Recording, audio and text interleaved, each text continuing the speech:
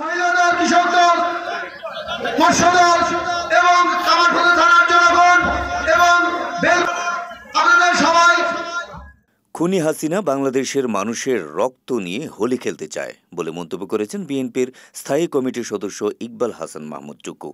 বৃহস্পতিবার বিকেলে কামারখন্দ উপজেলার জামতৈল ধোপাকান্দি সরকারি বহুমুখী উচ্চ বিদ্যালয় মাঠে জাতীয় বিপ্লব ও সংহতি দিবস উপলক্ষে আয়োজিত এক ঐতিহাসিক জনসভায় প্রধান অতিথির বক্তব্যে তিনি একথা বলেন।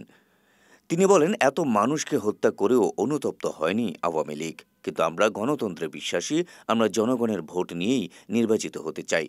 এ সময় দলের মধ্যে যদি কোনো আওয়ামী লীগ প্রবেশ করে কিংবা কেউ প্রবেশ করাতে সহযোগিতা করে তবে তাদের বিরুদ্ধে ব্যবস্থা নেওয়া হবে বলে হুঁশিয়ারি দেন তিনি।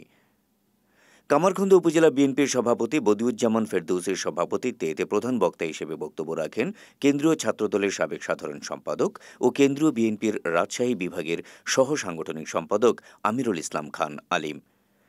কামারখন্দ উপজেলা বিএনপির সাধারণ সম্পাদক রেজাতে রাব্বি উত্থানের সঞ্চালনায় সভায় বিশেষ অতিথি হিসেবে বক্তব্য রাখেন সিরাজগঞ্জ সদর কামারখন্দ আসনের সাবেক সংসদ সদস্য ও জেলা বিএনপির সভাপতি রুমানা মাহমুদ, জেলা বিএনপির সাধারণ সম্পাদক সাইদুর রহমান বাচ্চু, স্বেচ্ছাসেবক দলের আহ্বায়ক আবদুল্লাহ আল কায়েস সহ অন্যরা। এই সময় জেলা ও উপজেলা বিএনপির বিভিন্ন পর্যায়ের অসংখ্য নেতাকর্মী উপস্থিত ছিলেন।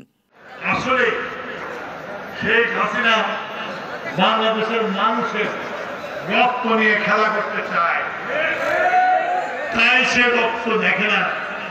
আপনারা কি দেখেছেন ফেসবুকে আওয়ামী লীগের কেউ অনুতপ্ত এত মানুষ হত্যা করার পরে অনুতপ্ত হয় না?